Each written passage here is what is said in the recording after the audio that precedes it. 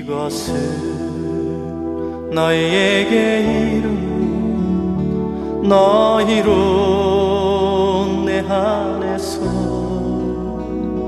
평안은 영원토록 누리게 하려 함이라. 예수께서 그리스도이심을 믿는 자마다 하나님께로부터 난 자니 또한 낳으신 이를 사랑하는 자마다 그에게서 난 자를 사랑하느니라.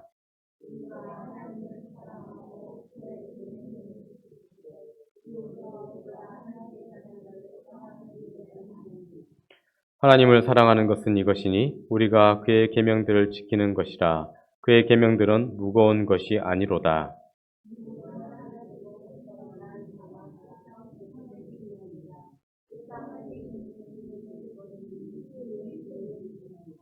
예수께서 하나님의 아들이심을 믿는 자가 아니면 세상을 이기는 자가 누구냐?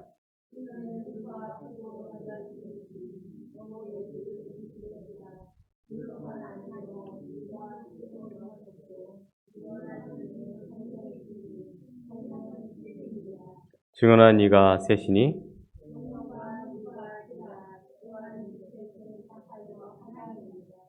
만일 우리가 사람들의 증언을 받을진대 하나님의 증거는 더욱 크도다. 하나님의 증거는 이것이니 그의 아들에 대하여 증언하시는 것이니라. 하나님의 아들을 믿는 자는 자기 안에 증거가 있고 하나님을 믿지 아니하는 자는 하나님을 거짓말하는 자로 만드나니 이는 하나님께서 그 아들에 대하여 증언하신 증거를 믿지 아니하였음이라. 아멘. 누군가 우리에게 예수님을 믿으십니까? 라고 질문한다면 우리는 당연히 네, 예수님 믿습니다. 교회 다닙니다. 라고 답변할 것입니다. 그런데 만약 예수 그리스도를 믿는 사람으로서 세상을 이기고 계십니까? 라고 또 질문한다면 아마 많은 성도님들은 글쎄요, 잘 모르겠습니다. 라고 답을 할 것입니다. 좀 더 솔직하게 말하는 사람도 이렇게 답변하겠죠. 세상을 이길 때도 있고 질 때도 있는데 많은 경우는 질 때가 더 많이 있습니다. 라고 대답을 할 것입니다. 근데 오늘 우리가 읽었던 본문에서는 뭐라고 합니까? 4절 보면 무릇 하나님께로부터 난 자마다 세상을 이기느니라. 세상을 이기는 승리는 이것이니 우리의 믿음이니라 라고 말씀하고 있습니다. 성경 분명히 우리가 가지고 있는 믿음이 세상을 이긴다고 했는데 왜 우리는 아직도 세상을 이기지 못하면서 살아가고 있습니까? 무엇이 문제이고 어떻게 해야 우리가 세상을 이겨내면서 살아갈 수가 있겠습니까? 오늘 말씀을 통하여서 그 길을 발견하시길 간절히 소망합니다.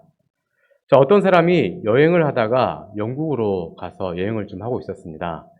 런던을 들렀는데 해안가에서 조용히 지나가고 있었습니다.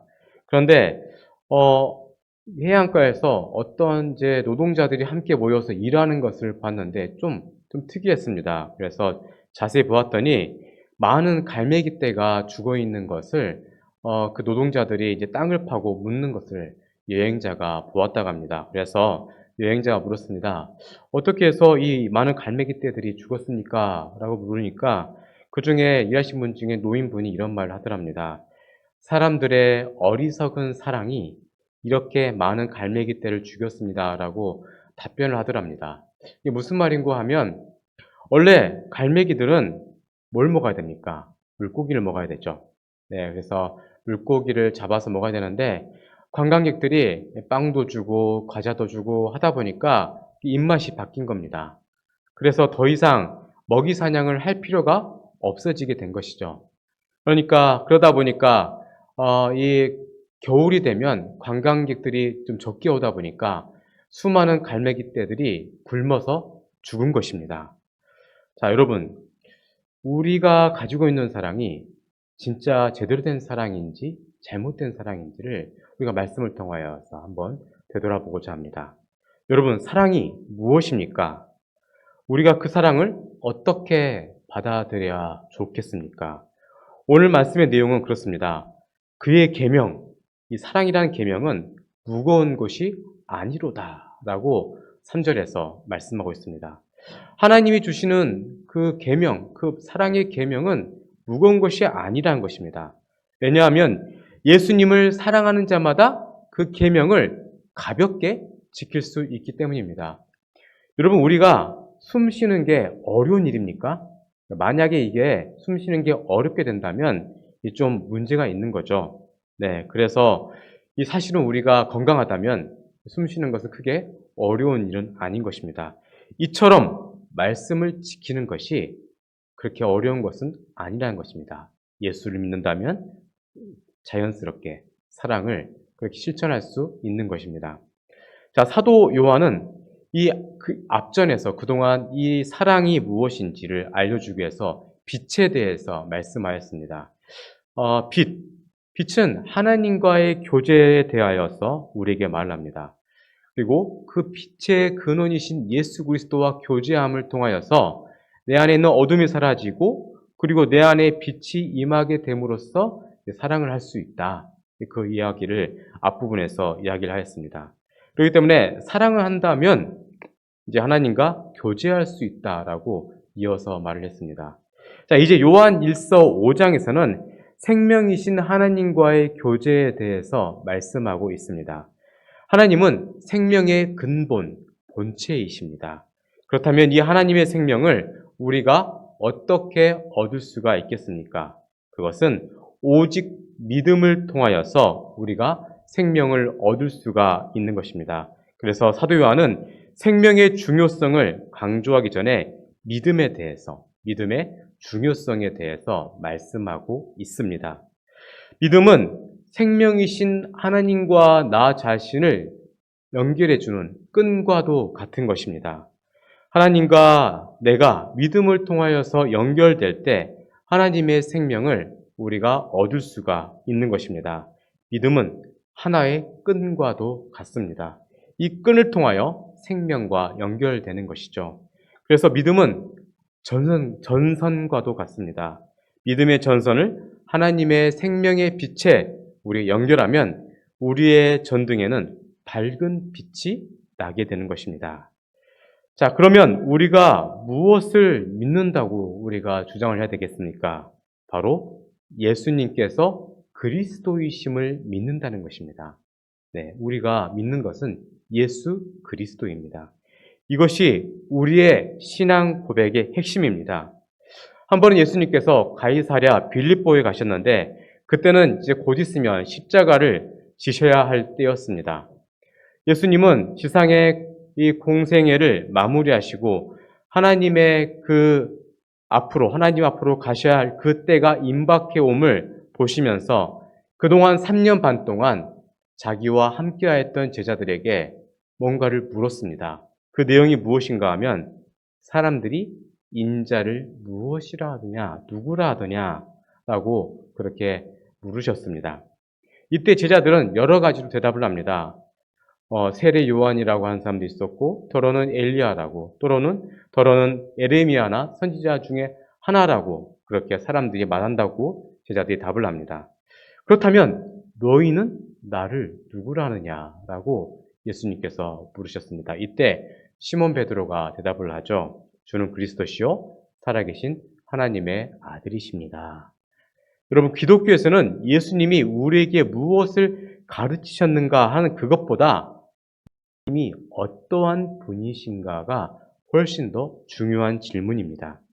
예수 그리스도가 우리에게 영생을 주시고 우리에게 구원을 주시기 때문에 예수님은 우리의 길이요, 진리요, 생명이 되십니다. 그래서 그리스도를 믿는 것이 영생이고 그리스도를 거절하는 것은 멸망이 되는 것입니다. 요한복음 3장 17절, 18절을 보면 다음과 같은 말씀이 기록되어 있습니다. 하나님이 그 아들을 세상에 보내신 것은 세상을 심판하려 하심이 아니요 그로 말미암아 세상이 구원을 받게 하려 하심이라. 그를 믿는 자는 심판을 받지 아니하는 것이요 믿지 아니한 자는 하나님의 독생자 이름을 믿지 아니함으로 벌써 심판을 받은 것이니라. 여러분, 우리가 믿는 예수 그리스도의 예수는 그분의 이름입니다. 그리고 그리스도는 그분의 직분이 되는 것이죠. 이순신 장군 할 때 이순신은 그의 이름이 되는 것이고 장군은 그분의 직분이 되는 것처럼 바로 예수 그리스도는 이름과 직분이 연결된 이름입니다. 자, 성경에서 구약성경에서 보면 많은 사람들이 이미 이러한 메시아를 기다리고 있었습니다. 메시아와 그리스도는 같은 말인데 그 뜻이 무엇인가 하면 기름 부음을 받은 자라는 뜻입니다. 옛날에 구약시대 때 기름 부음을 받았던 자는 세 종류의 부류의 사람이었습니다. 왕, 제사장, 선지자였습니다. 구약에 보면 본래 이스라엘은 신정 국가였습니다. 하나님이 다스리는 국가였고 굳이 왕이 필요치가 않았던 나라였습니다. 그런데 이스라엘 백성들이 보았을 때 주변 가나안 국가들, 이방 국가들이 군사도 강력해 보였고 뭔가 좀 조직이 있는 그러한 멋있는 모습으로 이렇게 잘 보였던 것이죠. 그래서 우리도 왕이 있으면 저렇게 멋진 나라가 될 수 있겠구나라고 생각을 하고 왕을 구했던 것입니다. 여러분, 그러나 우리가 알아야 될 것은 이스라엘의 진정한 왕은 누구십니까? 하나님이십니다. 자, 그래서 하나님은 그 이스라엘 백성들에게 그들의 마음을 아셔서 그래도 사울이라는 그 사람을 선택해서 왕으로 세우게 하셨던 것이죠.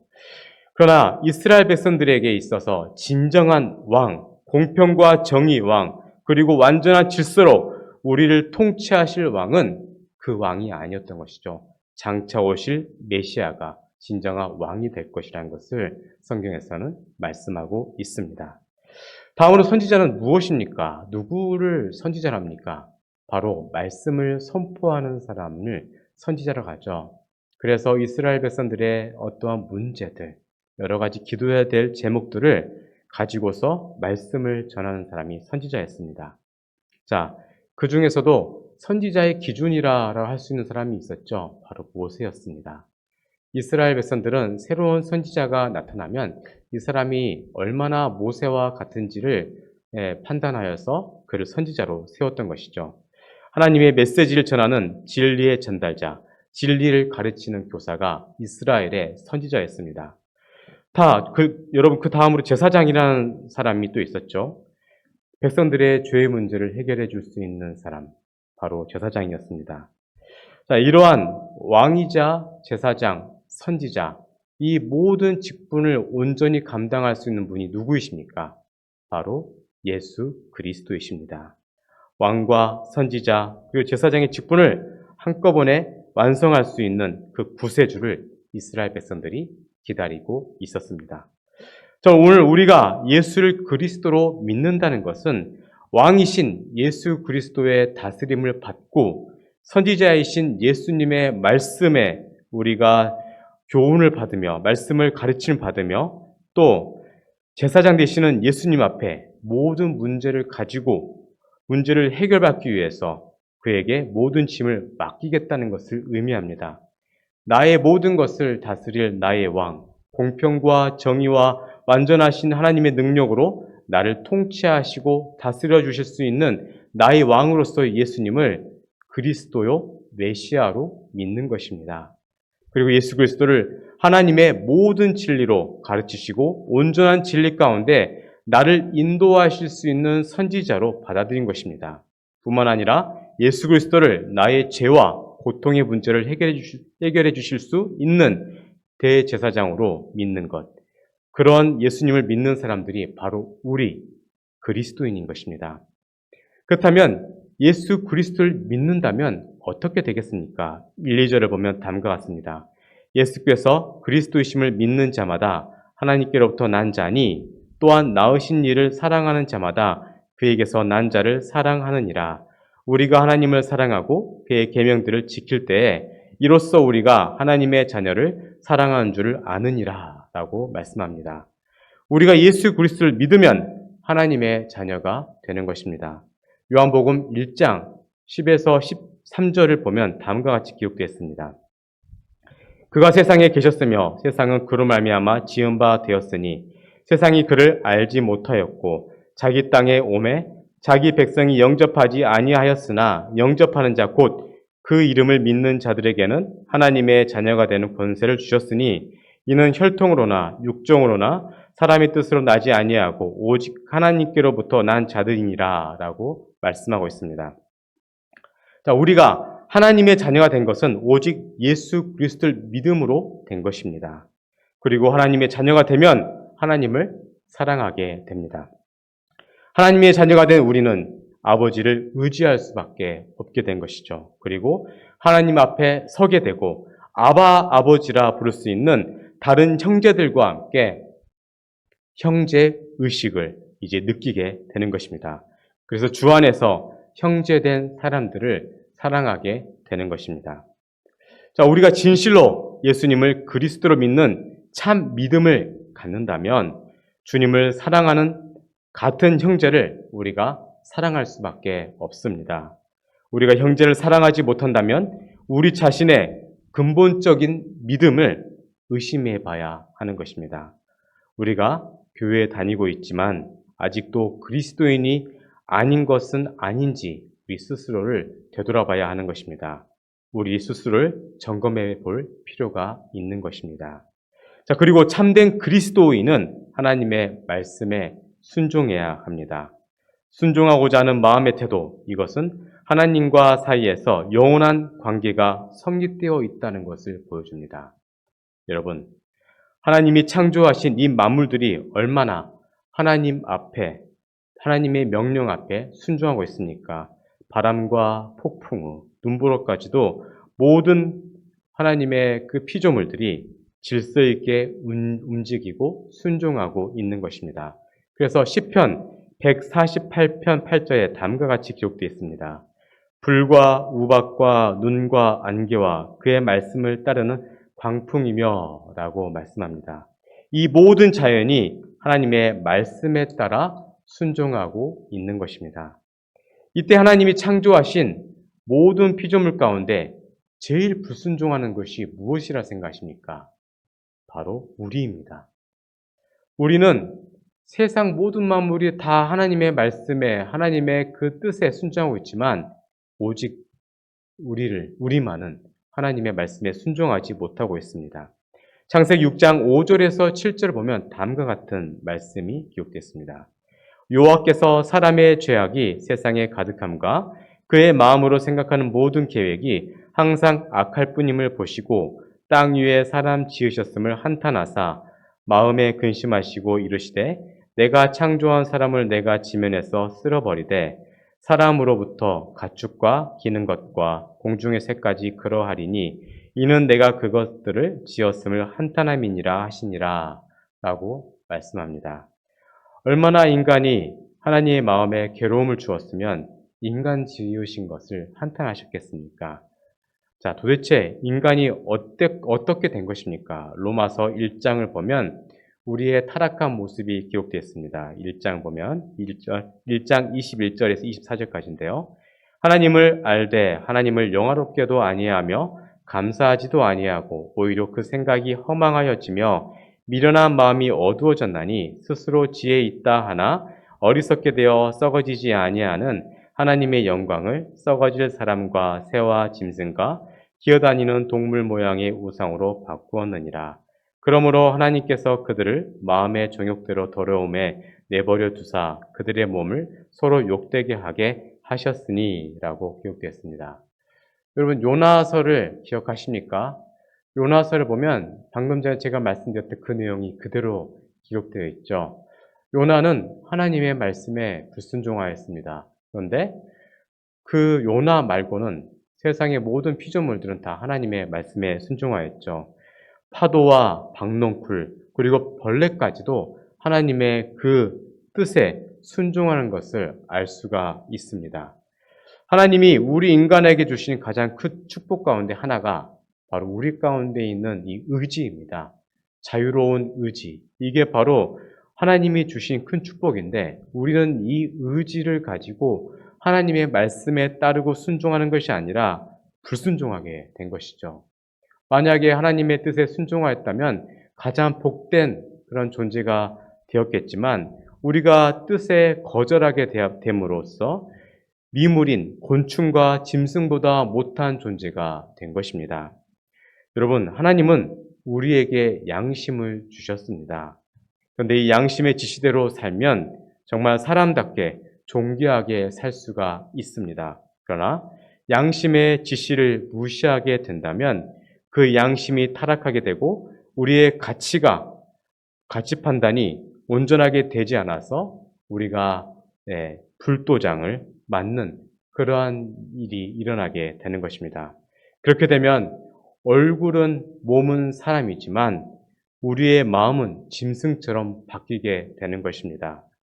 여러분, 하나님은 우리 사람에게 하나님을 알만한 것을 주셔서 우리가 하나님을 찾도록 그렇게 만드셨습니다.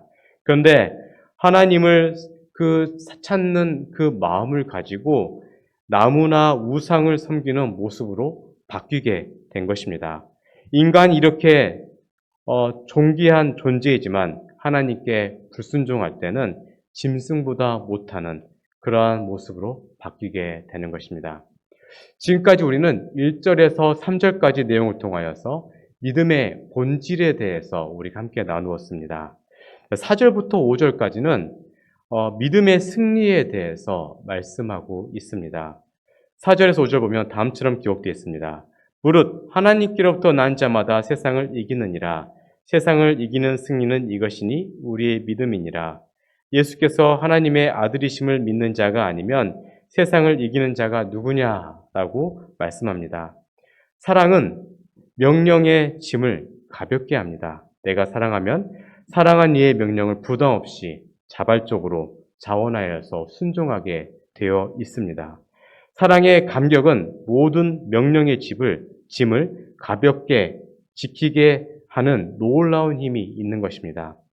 창세기 29장 20절 보면 야곱이 라헬을 사랑하는 모습이 나와 있습니다. 그래서 야곱이 라헬을 위하여 7년 동안 라반을 섬겼으나 그를 사랑하는 까닭에 7년을 며칠같이 여겼더라라고 말씀하고 있습니다. 라헬을 얻기 위해서 7년을 수일처럼 여겼다는 것입니다. 이유는 딱 하나, 그 여인을 사랑했기 때문입니다. 이와 같이 주님을 우리가 사랑하게 되면 우리가 힘들지 않고 우리가 봉사를 할 수가 있습니다. 자발적이고 기쁨이 있는 봉사가 있게 되는 것입니다. 교회의 봉사도 억지로 하면 율법적인 봉사가 되고 사랑이 없는 봉사로서 우리의 마음은 짜증스럽게 됩니다.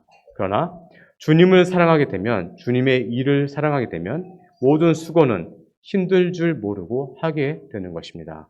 그러므로 계명의 핵심은 하나님의 사랑과 이웃사랑이 되는 것입니다. 그러면 누가 세상을 이길 수 있는 것입니까? 하나님으로부터 난 자만이 세상을 이길 수가 있는 것입니다. 하나님께로부터 태어난 사실이 없다면, 거듭의 체험을 경험하지 못한다면, 참으로 하나님의 자녀가 된 사실이 없다면 신앙의 승리는 우리가 기대할 수가 없게 되는 것입니다. 하나님으로부터 난 사람, 중생한 사람, 변화된 사람만이 이 세상을 이길 수가 있는 것입니다. 오늘 본문에서 세상을 이긴다라고 말씀합니다. 세상이란 말은 이 지구와 온 인류를 의미하는 것입니다. 우리가 하나님을 순종하지 못하게 되는 모든 것, 그런 세상을 우리는 사랑하지 말아야 될 것입니다. 그러나 이 세상에 있는 사람들은 사랑해야 하는 것입니다. 로마서 12장 2절에 뭐라고 말씀합니까? 너희는 이 세대를 본받지 말고 오직 마음을 새롭게 함으로 변화를 받아 하나님의 선하시고 기뻐하시고 온전하신 뜻이 무엇인지 분별하도록 하라 라고 말씀합니다. 사탄에 의해서 잘못된 영향을 받아 악으로 물든 이 세상의 모든 것, 그런 세상을 본받지 말라는 것입니다. 만일 이러한 세상과 우리가 짝하게 된다면 하나님과는 원수가 되는 것이라고 야고보 사도는 말하고 있습니다. 자, 대만은 바울과 같이 전도했습니다. 그러다가 바울 곁을 떠났는데요. 거기에 대해서 이렇게 말합니다. 이 세상을 사랑하여 대만은 데살로니가로 갔다라고 말씀하고 있습니다. 이처럼 악한 영향을 끼치고 있는 세상을 이긴다는 것은 마귀에서 승리하는 것인데 승리하지 못하면 떠나가게 되는 것입니다. 오늘 주신 말씀 4절과 5절 보면 이겼다라는 말과 함께 세상을 이기는 자가 누구냐 하면서 이겨야 한다라고 하는 두 가지의 표현이 있습니다. 이겼다와 이겨야 한다. 자, 이런 의미에서 보면 우리는 예수 믿는 그리스도인은 이미 승리자입니다. 예수님을 그리스도로 믿는 순간 우리는 이겼습니다. 예수님도 그렇게 말씀하셨습니다. 너희가 세상에서 환난을 당하나 담대하라 내가 세상을 이겼노라. 아멘. 예수님은 이미 승리한 것을 선포하셨습니다. 그런데 문제는 우리가 이미 그리스도 안에서 승리하고도 패잔병처럼 살고 있다는 것입니다. 여러분, 우리가 신앙생활을 하면서도 몰라서 생기는 비극이 종종 있다는 것을 알 수 있습니다. 그리스도 안에서 이미 승리했고 축복이 있고 하나님이 허락하신 놀라운 신앙의 그 자원들이 우리에게 있습니다. 그런데 그것들을 사용하지 못하고 누리지 못하는 인생의 패배자처럼 살고 있는 사람이 우리 주변에 많다는 것입니다. 우리는 축복을 누려야 됩니다. 우리가 참으로 그리스도 안에서 새로운 피조물이 되었다면 우리는 이미 승리자입니다. 그런데 우리는 승리는 했지만 지금도 계속해서 싸워야 합니다. 마귀는 예수님의 십자가에서 이미 패배자가 되었습니다. 그러나 그 패잔병들이 완전히 소멸된 것은 아닙니다. 아직도 활동하고 있는 것이죠. 이 패잔병들을 얕보다가는 큰 공격을 받을 수가 있습니다. 그러므로 우리는 마귀와의 싸움에서 계속 이겨내야 하는 것입니다. 우리를 유혹하고 믿음에서 떨어지도록 유도하며 공격해오는 사단의 역사가 있다는 사실을 예수님이 그의 제자 베드로에게 경고하셨던 것을 우리는 잊지 말아야 됩니다. 그래서 우리는 진정한 의미에서 승리자가 되지 않으면 안 되는 것입니다. 요한계시록 2장과 3장을 보면 반모섬에서 소아시아 7교회를 향해 보내는 편지 가운데 요한이 맨 마지막 부분에 항상 이기는 자에게는 이라는 그러한 내용이 있다는 것을 우리가 볼 수가 있습니다. 우리는 이기는 자입니까? 아닙니까? 우리가 만약에 이기는 자라면 우리가 무엇으로 이길 수가 있습니까? 바로 믿음입니다. 믿음이 우리를 이기게 합니다. 그렇다면 왜 우리는 예수를 믿는데 왜 우리가 생명력이 넘치는 삶을 살아가지 못하고 있습니까? 예수님과의 관계가 문제가 있기 때문입니다. 예수가 그리스도시라는 것을 교리로만 아는 것으로는 결코 우리의 생명이 풍성해질 수가 없는 것입니다. 예수님의 영원한 생명이 우리의 삶 속에 풍성해지려면 우리가 세상을 이기는 자가 되려면 살아계신 하나님과의 살아있는 그러한 관계가 맺어져야 하는 것입니다. 요한사도가 요한서신을 썼을 때 그가 예수가 그리스도라는 사실을 아는 정도로서 그가 아는 것이 아니었습니다. 예수님이 그와 함께 하셨습니다. 예수님이 부활하시고 승천하신 이후에 요한사도의 마음에 예수님의 영, 그리스도의 영 성령님이 임하셨던 것입니다. 그래서 요한사도는 예수님이 자신과 같이 계신다는 것을 알았던 것입니다. 그저 영생을 가진 사람이 아니라 생명이 풍성하게 역사했던 사람이었던 것입니다. 나이도 많고 반모섬에 갇혀서 말할 수도 없는 고난을 겪었지만 그에게는 예수님의 생명이 풍성했던 것입니다. 살아계신 주님이 함께 계셨기 때문입니다. 이스라엘 백성들이 오랜 세월 동안 노예 생활을 하다가 애굽의 바로의 소나귀에서 나오기 전에 하나님께서는 애굽인에게 마지막 심판을 작정하셨습니다. 그러면서 이스라엘 백성들에게는 양을 잡아 그 피를 문설주와 임방에 바르면 그 피를 볼 때마다 넘어가리라 하시면서 구원의 길을 분명하게 보여주셨습니다. 이스라엘 백성들은 그 구원의 말씀을 믿고 그 피를 바름으로써 구원을 받았습니다. 그래서 이스라엘 백성들은 애굽 땅에서 나오게 된 것입니다. 그러나 광야 생활을 하는 동안 이스라엘 백성들은 때로는 하나님을 믿지 못하였고 하나님을 원망하였습니다. 그들의 원망은 끝없이 계속되었습니다. 그래서 애굽 땅에서 나오던 때 하나님을 믿었던 이스라엘 백성들은 하나님을 온전히 신뢰하지 못하였던 것입니다. 자, 이와 같은 모습이 오늘 우리에게도 나타나고 있는 것입니다. 이것이 바로 우리의 불신앙인 것입니다. 복음에는 하나님의 의가 나타나서 믿음으로 믿음에 이르게 하나니 기록된 바 오직 의인은 믿음으로 말미암아 살리라 함과 같으니라 라고 성경은 말씀하고 있습니다. 신앙생활은 믿음으로 시작되고 믿음으로 유지되며 믿음으로 완성이 되는 것입니다. 지금 우리에게 필요한 것은 바로 믿음입니다. 우리는 믿음으로 구원을 받았습니다. 그러므로 지금 우리는 믿음으로 살아가야 합니다. 믿음으로 모든 어려움을 헤치고 일어서야 하고 어려워도 믿음으로 기다려야 합니다.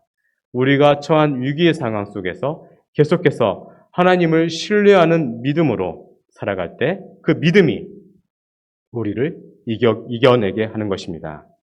자, 로마는 그리스도인들을 엄청나게 핍박했습니다. 그래서 그리스도인들은 지하 무덤에서 무려 300년이라는 시간 동안 생활을 하고 있었습니다. 그래도 그들은 대항을 하지 않았습니다.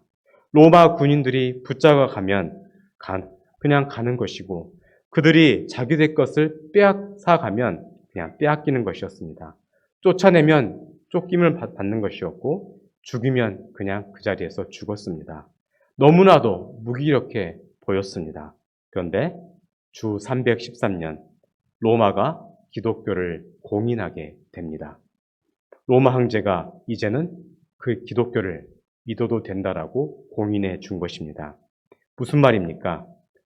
바로 로마가 졌다는 것입니다. 그리스도인들을 죽이고 또 죽였는데 그들은 줄어들지가 않고 오히려 더 늘어났습니다. 죽이는데도 한 번도 대항을 하지 않습니다. 칼로 치면 찬송하고 기도하며 죽었습니다. 나중에는 죽이는 사람이 그리스도인들을 두려워하게 되었습니다. 그리스도인들이 이긴 것입니다. 여러분, 비슷한 일들이 이 민족 가운데도 있었습니다. 일제강점기에 가장 피해를 본 것은 교회였습니다. 그때 예수를 믿는 사람들은 신사참배를 거부하였고 많은 박해를 받았습니다. 예수를 믿는 것이 죄였던 것이죠. 근데 지금은 모든 것이 다 끝났고 500명이 넘는 선교사님들이 일본에서 사역하고 계십니다. 이것을 바로 이겼다라고 하는 것입니다. 끝으로 믿음의 증거는 무엇입니까? 성경에서는 세 가지를 말합니다. 물과 피와 성령입니다. 여러분, 첫째가 물이고 둘째가 피입니다. 메시아의 마지막 사역은 피의 증언입니다. 십자가에서 우리 죄를 담당하시고 골고다에서 흘리신 그 피, 이 피로 속죄의 사역을 완성하신 것입니다. 그리고 그분이 구주이심을 우리에게 증명해 주셨습니다. 성경은 피 흘림이 없은즉 사함이 없다라고 말씀하고 있습니다. 예수 그리스도께서 우리의 죄를 짊어지고 피를 흘리심으로 말미암아 그분이 메시아라는 사실에 관한 증거를 보여준 것입니다. 세 번째는 성령입니다. 예수님이 십자가에 돌아가시고 3일 만에 부활하시고 40일 만에 승천하신 이후에 오순절 때 성령님을 보내주셨습니다. 그 성령의 최대의 사역은 예수님께서 하나님의 아들이심을 계속해서 증거하는 것입니다. 여러분, 우리 안에 세상보다 큰 이가 오셨습니다. 믿어지진 않지만 부족한 죄인들에게 세상보다 크신 이가 들어와 계십니다. 그래서 우리는 더 이상 세상이 두렵지가 않습니다. 하나님의 말씀대로 당당하게 살아갈 수가 있습니다. 그래야 선으로 악을 이길 수가 있는 것입니다. 우리가 할 일은 오직 하나밖에 없습니다. 주님을 바라보는 것입니다. 예수님을 바라보지 않고 살아가는 방법이 없습니다. 이것을 깨닫고 나면 세상은 아무것도 아니게 작아지게 되는 것입니다. 독일이 히틀러 치하에 있을 때 마르틴 니멜러라는 목사님이 계셨습니다. 이 목사님은 히틀러를 반대하다가 투옥되었습니다. 그리고 7년 동안 독방에서 감옥살이를 했는데 이 목사님이 있는 독방에는 조그마한 창문 하나가 있었다고 합니다. 그것을 통하여 그 창문을 통하여 볼 수 있는 것은 바로 창문 앞에 있는 교수대였습니다. 이 독방에서 교수대가 보였는데 거기에서 사람들이 매달린 것을 보았다고 합니다. 목사님은 눈을 뜨면 그 교수대를 바라보면서 살았습니다. 그러면서 시간이 지나면서 마음이 계속해서 무거워졌다고 합니다. 사람이 매달려 죽는 모습을 보면서 점점 자기 자신도 죽을 수 있다 생각을 했고 죽는 꿈도 여러 번 꾸었다고 합니다. 사람이 그렇게 말라가는 것입니다.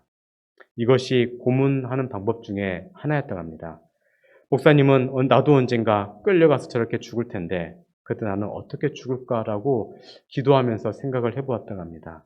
그러다 어느 날 기도하다가 이제는 교수대를 바라보지 말고 예수님을 바라봐야겠다라고 생각을 했다고 합니다. 그래서 이렇게 생각을 했다고 합니다. 예수님은 십자가에서 어떻게 죽으셨나? 놀랍게도 자신을 죽이는 자를 위해서 기도하고 죽으셨다. 그렇다면 내가 저 교수대에 끌려가서 죽을 때 예수님처럼 하면 되겠구나. 다른 걱정을 할 게 없구나. 나를 죽이는 자를 위해 축복하고 그를 위해 기도하고 죽으면 되겠구나 라고 생각하자 마음속에 있는 두려움이 다 사라지게 되었고 이제 그에게 놀라운 평안이 주어지게 되었다고 합니다. 그렇게 생각을 하자 마음이 편안해졌고 잠을 달게 잘 수 있었다고 합니다. 목사님은 천사가 그 감옥 가운데서 자기를 돕는 것을 느꼈다고도 합니다. 그때부터 목사님의 감옥 생활은 수도원 생활이 되었다고 합니다. 그리고 7년 뒤에 그가 추록을 했을 때 마치 깊은 산 속에 있는 수도원에 들어갔다가 나온 것처럼 느껴졌다고 합니다. 그렇습니다. 여러분, 세상을 이기는 힘은 우리에게는 없습니다. 어떻게 우리가 세상을 이기겠습니까?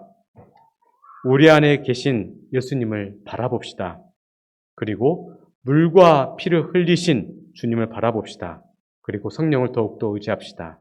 그러면 세상을 이길 수 있는 것입니다. 여러분, 이러한 믿음으로 세상을 승리하시길 간절히 소망합니다. 비록 지금 힘들고 어려워도 믿음으로 사시고 믿음으로 어려움을 이겨내시고 믿음으로 승리하시길 주의 이름으로 축원드립니다. 기도하겠습니다. 자비로우시고 은혜로우신 하나님, 오늘 우리가 세상을 이기지 못하여서 악한 세상 가운데서 질 때가 많이 있습니다. 우리의 믿음 없음을 용서하여 주시옵소서. 물과 피를 흘리신 예수 그리스도를 더욱더 바라보게 주시옵시고 성령을 더욱더 의지하게 하시며 믿음으로 승리하게 하여 주옵소서. 감사드리며 예수님 이름으로 기도드렸습니다. 아멘. 세상에서 너희가 환난을 당하나 담대하라. 세상을 이기었노라 하시니라. 이것을 너희에게 이름은 너희로 내하면서 축복은 영원토록 누리게 하려 함이라. 누리게